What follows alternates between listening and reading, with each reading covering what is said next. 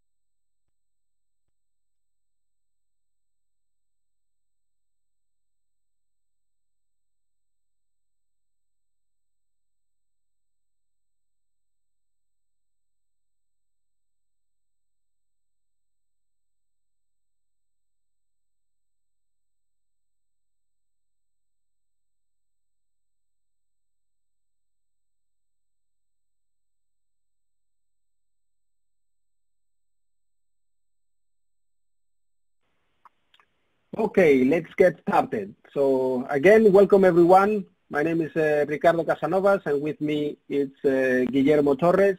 And today, in our today's webinar, we're going to talk about how to enforce compliance on our SAP infrastructures on AWS.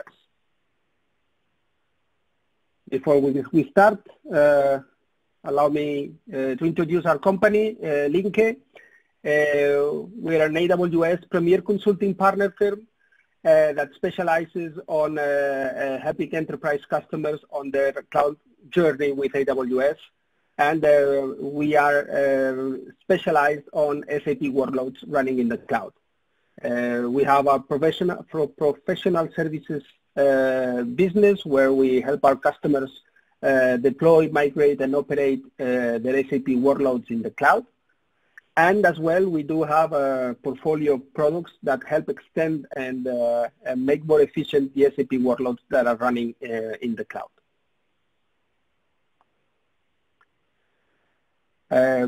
At Linke, we were the first non-global system integrator to achieve the AWS Premier Partnership along with the SAP and migration competencies. And that for us is very important, as we achieve this level just by doing SAP on AWS. And as you know, that AWS might have a very broad portfolio of services. We reached this level specifically focusing on SAP running on AWS. We are managing over 200 SAP production instances on from our managed services offering, and we have performed over 100 SAP landscape migrations to AWS till today. We do have our team hosts more than 70 SAP and AWS certifications. Most of them are combined in the same person, so both SAP and AWS skills are gathered in the same person, making it more efficient and more specialized on our SAP on AWS focus. We do have customers spread throughout 13 countries, primarily in EMEA, from UK to the Emirates, and from South Africa to Sweden. We do serve our customers in the EMEA region. And as I mentioned before, we do have a portfolio of products that is formed by 6 products today, which I'd like to introduce briefly now to you. The first of them is the AWS Connector for SAP, which is an SAP certified ABAP add-on that allows SAP systems to extend its reach and integrate with some specific AWS services like Amazon S3, SNS, SQS, Lambda, Athena, and DynamoDB.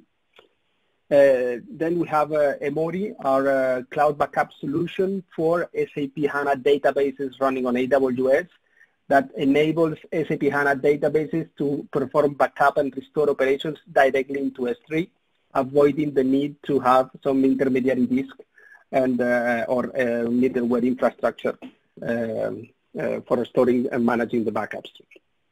We do have a high availability solution for SAP to manage the clustering and the failover and failback of applications, of SAP applications running on AWS. This high availability for solution we have built is completely serverless and runs on top of AWS services, and consumes, well, it's formed by the combination of Lambda functions, CloudWatch metrics, and some SSM documents in order to orchestrate, well, to detect the failure of any SAP application component, orchestrate the failover to the redundant infrastructure, and adjust all the application in order to ensure that there is no cut on user experience. Then we have our SAP automation platform, which is a set of automation content mainly based on Terraform and Chef recipes and cookbooks, where we can automate the deployment and operation of SAP infrastructure running on AWS. We will include here as well the compliance part, which will be the main focus of our webinar today. Also, we have our pre-installed SAP systems, which are ready to run fresh installations of SAP systems available on the AWS marketplace, which are ideal for sandbox and training environments that you need to spin up quite fast and on your AWS accounts. And finally, we have Elastic SAP, which is the integration of the auto-scaling from Amazon with SAP NetWeaver application service. So let's get into matters. Today we want to talk to you about how to enforce SAP infrastructure compliance running on AWS. For this, what we have encountered, or the situation we encountered before, let's say the challenge we were facing, is that many companies that that rely on SAP software for their core business, usually these SAP infrastructures where this SAP software is sitting is a key target for auditors and for audits. So traditionally, the audits on SAP have been very critical, time-consuming, and generate some stress within the organization. By generate stress, we mean there is some conflict between what the business needs and what the operations teams need to manage on a day-to-day basis, while coexisting with the auditors coming and visit us. And usually this process is something that most businesses we do once a year at most, and especially for external compliance regulations or market regulators, just like GDPR, ISO, Sarbanes-Oxley, HIPAA, etc., etc. And of course, these audits are mandatory for many businesses in order to, they need to pass those in order to stay in business without any trouble. So this situation hasn't been, let's say, running audits hasn't been something very comfortable or something very easy to manage.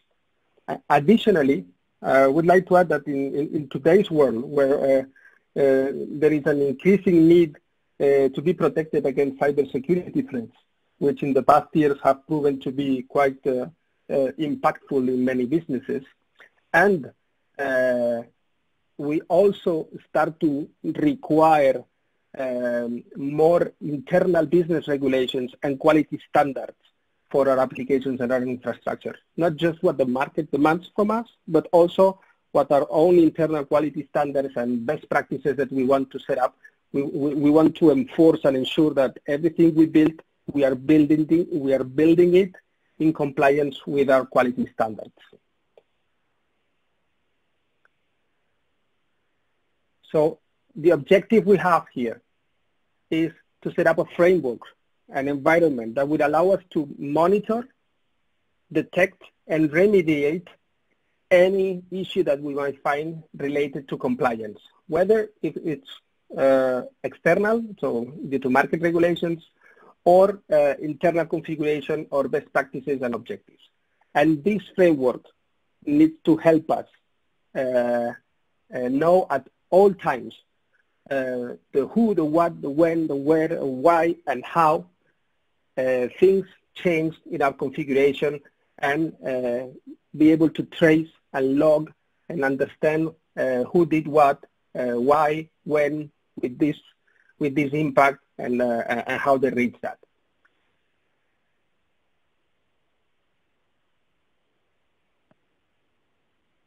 Okay. For this, we'd like to introduce our approach to this process. Beyond the tooling that we will introduce later on with the demo within the webinar, for us it's important to introduce our approach to how to tackle and how to manage compliance. Well, first of all, we need to set up a compliance monitor, a check that we want to ensure that our infrastructure or our software configuration is meeting.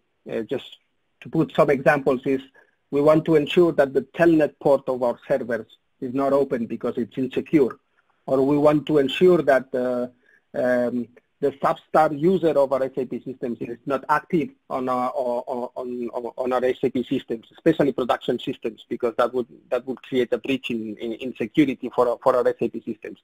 Or we want to detect if the DDIC user from SAP doesn't have a standard password or a known password set up on the environment. So we start by setting up this monitor, and then we query our infrastructure and our systems with this monitor, and we receive and we get back which systems and what infrastructure is not meeting sorry, that compliance state that we are expecting from our infrastructure. At that stage, what we do is we develop and we build the remediation specific for that monitor that we open. So if we chose, if our monitor was just saying that substar user should be deactivated, the remediation should be as easy as to change the profile parameters of a substar user on our instance profiles of our SAP systems, and then sorry, restart the system. And once we have developed this remediation using always automated automation tools and not doing it manually, then we can move this change, this remediation, throughout our CI/CD pipeline from development to production, and following all the quality gates within our development environment in order to ensure that we are moving our changes safely to production. Once we are finished, we will have our monitor again showing that our infrastructure and our software configuration is compliant with what we expect. By doing this over and over again and iterate on this process one monitor at a time, we end up building first the compliance detection and the compliance regulations or baseline that our business wants and needs to build, but we're also building the remediation for that for that compliance. And this helps us build also our DevOps or DevSecOps for our SAP infrastructure. Just by starting this process and iterating over and over again, we end up having a set of automations that are built and ensure that our infrastructure is automated and operated using DevOps. So what are the benefits of doing this approach, of implementing this process and this tooling and the technology that resides behind it?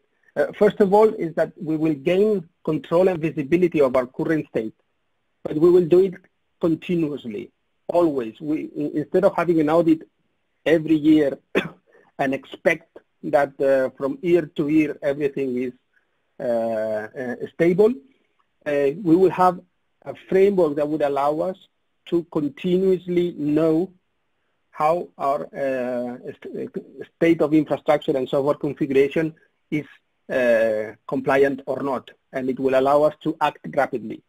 This will help us reduce the efforts and stress of the audits, because we will have much more knowledge about our platform on a daily basis, and the work with the auditors will be much less stressful. This, of course, will enable us to do more audits that maybe we are not able to execute more audits or to have more controls on top of our infrastructure.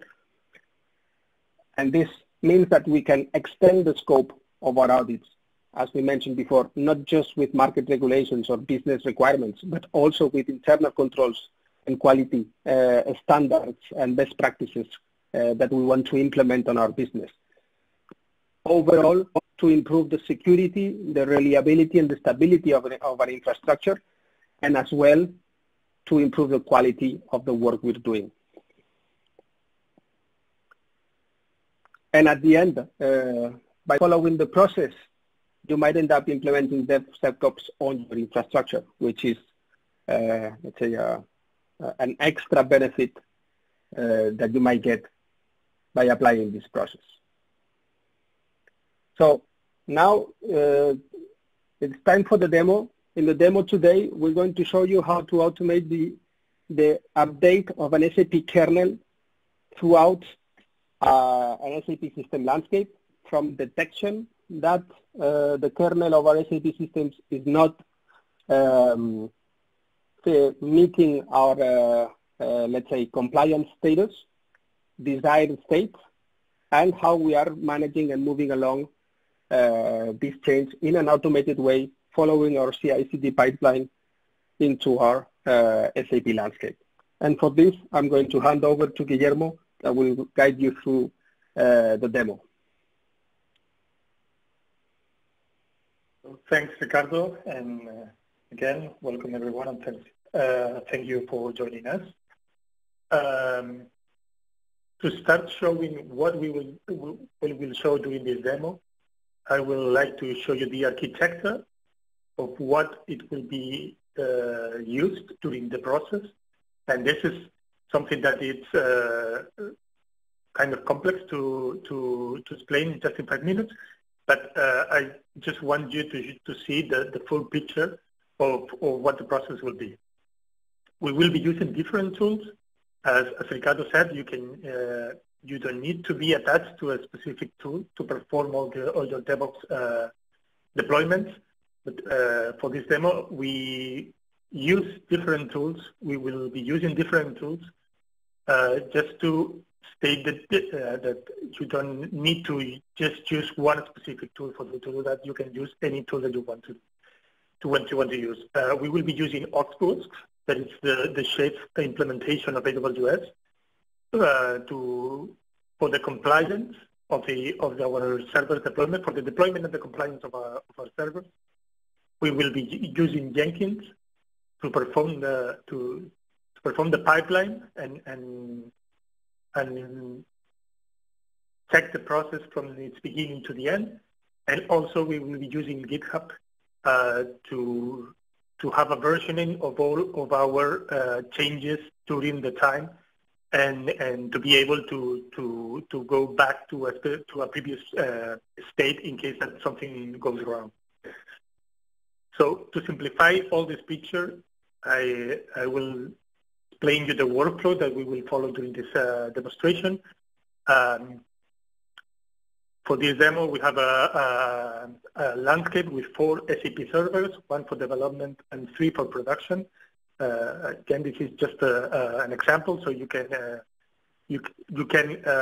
think of on any scenario that you may have on your landscape. But for this demo, we have four servers, 4 SAP servers that have been compliant with the kernel 753.500. It was the previous state of the servers. So the first that will happen is that the security team will detect that we will need to update the kernel for security reasons. So what they will do is to update the compliance policy on the compliance servers. As again, we are using AWS OpsWorks for that to be the compliance server. After that, they will load the policy, and OpsWorks will scan the servers and set them as not compliant because the version of the kernel will be outdated. In the new policy, the target version that we want to reach in the kernel will be the 753.600 version. So it's a different version. So by setting this compliant policy, the inspect policy, that it's a tool within OpsWorks, it will set all the systems as not compliant. Then the development team will receive the new requirement that it's the kernel update.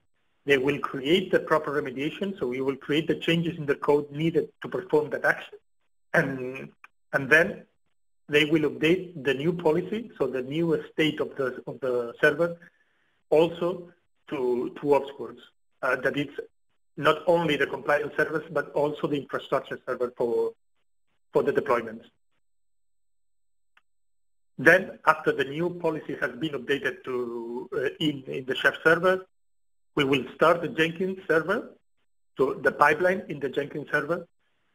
So it will retrieve this new policy from the Chef server and will apply it first to the development system. So once it is done, the system, the kernel will be updated, and OpsWorks will scan again the development server and check that the version is the 600, that is the one that we want, and will set this server to be compliant. The production servers will still be not compliant because the update has not been done in that server. After that, the testing team, if you want to use that, will check the consistency of the development server, because we don't want to apply the server, the changes directly in production without testing them. So they will execute a set of actions in the development server, and they will receive a successful or a failed state of the server. In case it is successful and we want to move forward to perform that action in the production servers, the testing team will send an approval to the Jenkins server, and then the Jenkins server will deploy all the changes in the 3 production servers at the same time. Again, this is just for the demo. You can create your own pipelines. You can create your own landscapes, and this can be as complex as your landscape needs. And once the changes have been applied, again, finally OpsWorks will scan the production servers again and set them as compliant. So that's all for the workflow. So I will jump now to share my screen and show you a real scenario. I will wait a couple of seconds to be sure that everyone can see the screen. So first, as I said, we have 4 instances running on AWS, running on SAP on top of them, and all of them have been deployed using automation tools. In our case, Terraform and Chef. In the Chef Automate server, the OpsWorks server, we can see that the deployments were successful. The 4 of them were successful. But if we jump to the compliance state, there's something that I didn't say before, for time reasons, for restriction, because we have some not enough time to do all the steps. Once the security team uploading the new policy and the ops score setting the server as non-compliant, it has been already done. So it now says that the system is not compliant, and we can see that both the 4 of them have the same failure.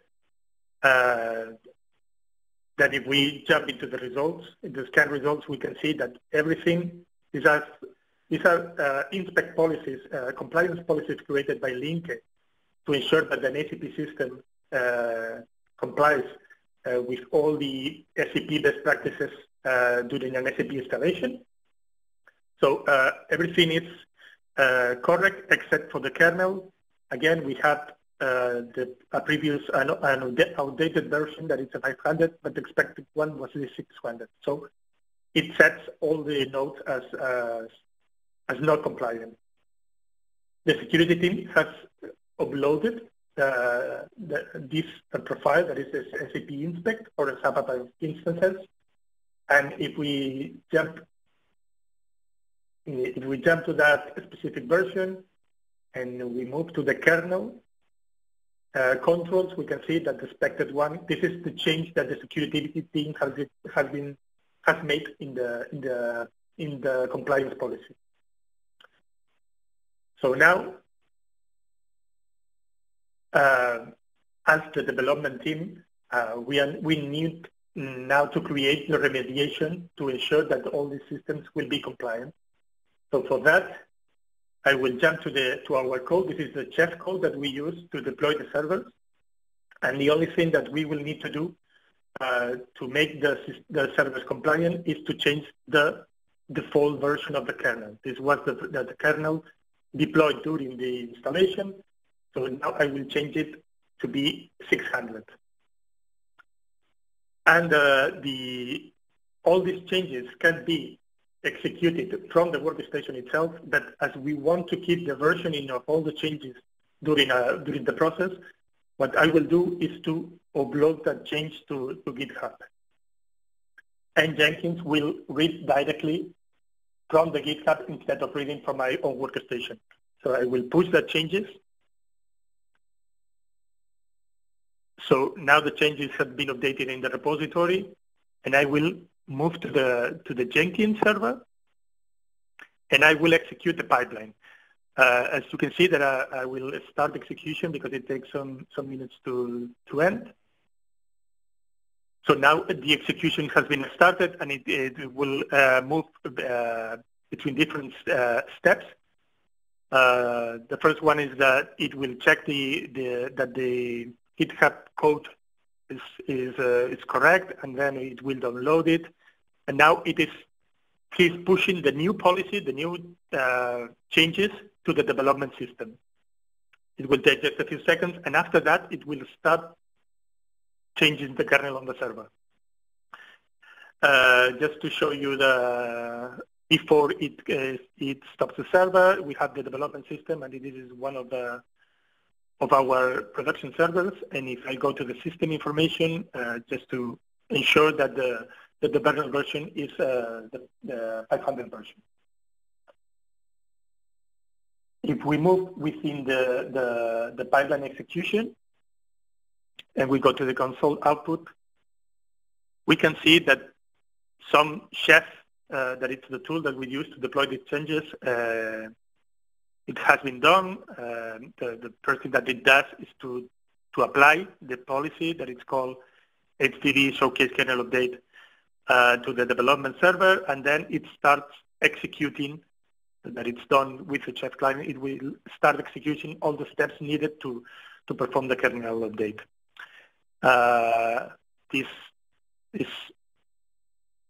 There are some things that will be done, but one thing important is the system will detect that the current version of the kernel will be the 500, and it will start downloading the new version to be deployed in the server. So while it happens, it will take between 4 and 5 minutes to be updated. I just want you to remember that you can ask any question using the BrightTalk web. So if you want to start asking your questions, please do it, and we will start answering them while we have some pauses during the process. Again, just while we wait for the jobs to be done, what we should expect in the next steps is that this node will change after the process is finished, and then it's where, once this server is compliant, that is where the test team will get into the system and check that everything is compliant. This can be done manually by doing the test by some people in your testing team, or it can be added in the pipeline as automatic processes. So all the testing needed should be or can be also integrated in the pipeline. As I said, this is a simple example, but you can do it as complex as you need.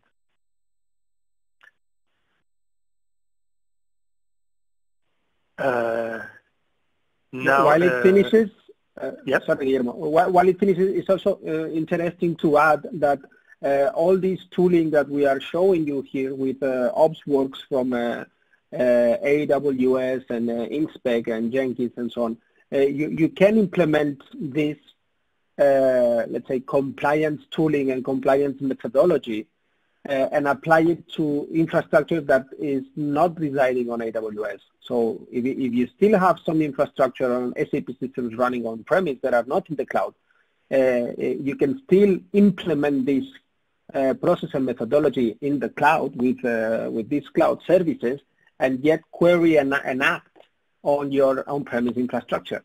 The Chef tooling and the Chef software includes a lot of integrations with a lot of platforms that are not the ones residing on AWS. So you have plenty of opportunities and options to set this compliance framework in place, no matter where your infrastructure is residing. Thanks, Ricardo. Just to show you, as the kernel update for this example needs the system to be restarted, so we can see that the server has been automatically shut down. And if I get into the server again, so the process has been, the update has been done. What the pipeline is doing now, we have a best practice to perform a check of the system, a double check on the system. Once the update has been, what the update has been done, we perform a second check of the system, a second test client execution to ensure that everything has been done properly. So in the second one, if everything has been done correctly, the second execution will do nothing over the system.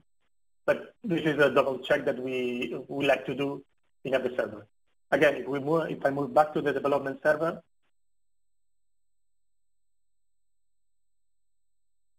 and just wait a couple of seconds for it to start, and move back to the system status, we can see that the kernel has been updated on that server without accessing the server without human interaction. And what we have now is, you can see that in the pipeline, so the pipeline is now waiting for the testing team to approve that deployment to production. If I refresh now the compliance server, sorry for that, there is an additional one for other showcases that we have, but the development server is now compliant. You can see that all the controls have been passed, and if we jump back to the profile, the Inspec profile, and check the kernel, it says that the kernel complies with the one expected from the security team. So what I will do now is to approve the deployment and production. You can do it from the console, but also from the pipeline itself. Just you can approve the deployment and production once the testing has been done and approved. And what it will do is the same that it has done in development. So the first thing that we'll do is to deploy, to set the policy, to change policy to the production server, and then start deploying the new kernel on the 3 servers at the one time. If we move back to the console output of the Jenkins execution, you can see for that demo we will see all the information 3 times each step, but this is because it is centralizing all the logs just in one place. So we will see the logs of the 3 systems, the SAP systems, at one time. So it will be kind of weird, but it is the reason is that we are deploying the kernel update in the 3 systems in one time. And again, after 4 to 5 minutes, the 3 production servers will have the new version deployed and updated. So let's wait a couple of minutes for the process to be done, and we will be able to see that on the compliance server. Again, if you have any questions, please ask during the execution, and we can start answering any questions that you may have during this time. Also, I'd like to notice as well that all these operations are being executed on the different SAP environments, while no human interaction is taking place and no person is logging into those servers to operate. So this helps us improve and increase our security levels and our security standards on the operation of our infrastructure, which would be much recommended on any production environment today.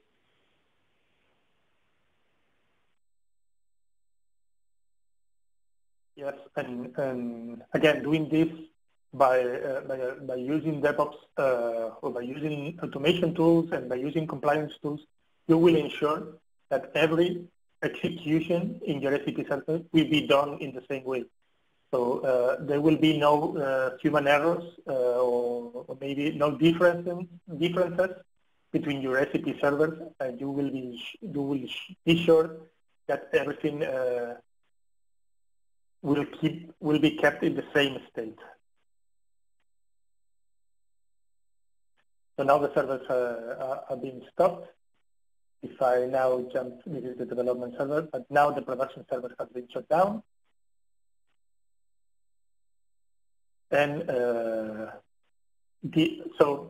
one thing that I want to, the process takes between 4 and 5 minutes to finish, but the downtime of the server, because it first downloads the required kernel and then extract it and perform some checks before it starts changing the kernel in production. So the runtime only takes between 1 and 2 minutes. So you will only have a 2 minutes downtime on your SAP server. So now you can see that the SAP servers are being started. So it took less than 1 minute to start the server again once it was stopped. And just waiting a couple of more seconds, we will be able to access the production servers again and check that the kernel is the one required.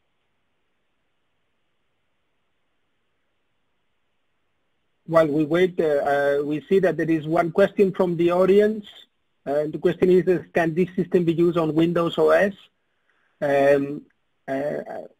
Understanding that you can manage and you can check and query Windows OS based infrastructure, yes, the answer is yes, with Chef software and InSpec and the compliance tools that we are showing you today.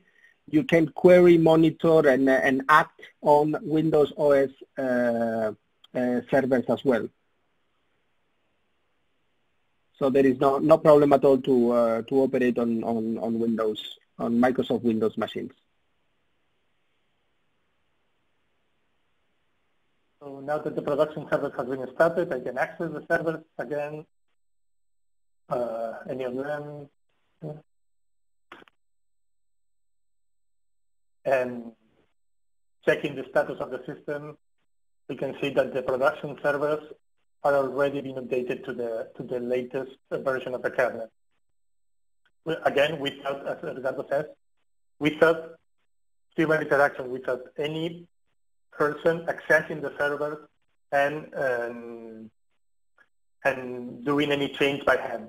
So this will help you also to secure your system, because you will only allow access from the pipeline server, in that case the Jenkins server, that will be the one accessing the server. So you will restrict the access to that server by SSH only to the Jenkins server and your maintenance teams or your administration team. So let's wait a couple of minutes. Now the process has been finished, and if I jump back to the compliance server and I refresh, I can see that the 4 of them are now compliant. So the security team will get into the compliance server and see that all the servers are now compliant. So that's all from the demo side. So we have seen how to perform a deployment of a new kernel in both the development servers and the production server by using DevOps tool, by using Jenkins, Oxworks, and GitHub. And again, this is a simple scenario that you can create a complex pipeline to meet all the requirements on your landscape.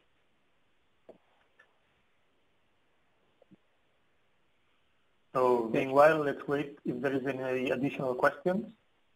We can back to the slides. Thank you, Guillermo. I'd like to add an extra bit of information. Although we focused in our demo, on our webinar, on a compliance check around SAP infrastructure, and as well an example of how this compliance can reproduce a kernel update on an SAP system, which is a common task or periodic task, like I would say all of us are doing on our SAP landscapes several times a year. The tooling that we have showed you, it also comes with additional content around standard CIS benchmarks and Linux hardening content that allows you to start implementing or monitoring and benchmarking your own infrastructure against industry best standards.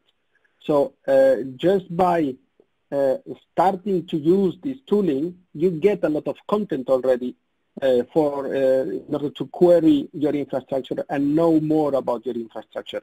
Of course, then you can create your own personal baseline and build your custom metrics and your custom compliance monitors that adapt better to your environment. But think of it that you don't start from scratch with an empty environment. The technology that we have shown you, it comes already with a nice set of content that can help you get started and be productive very fast. So having said that, we're going to wait.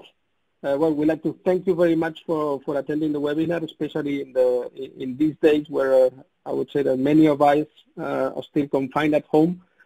And we're going to wait a few minutes to see if there is any additional question from the audience.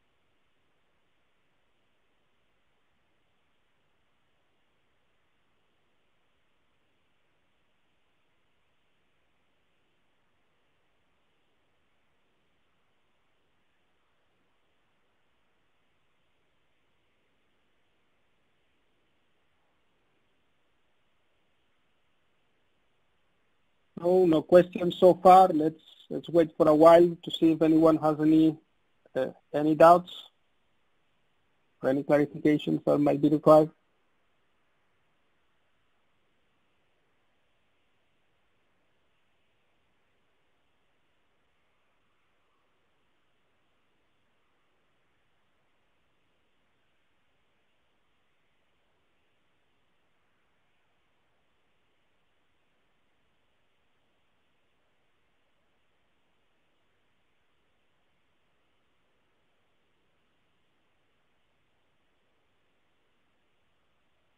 Okay, so wrapping up, again, thank you very much for joining us today. We hope and expect that you find our webinar useful, and we look forward to seeing you in our next webinar. Thank you very much, and bye-bye.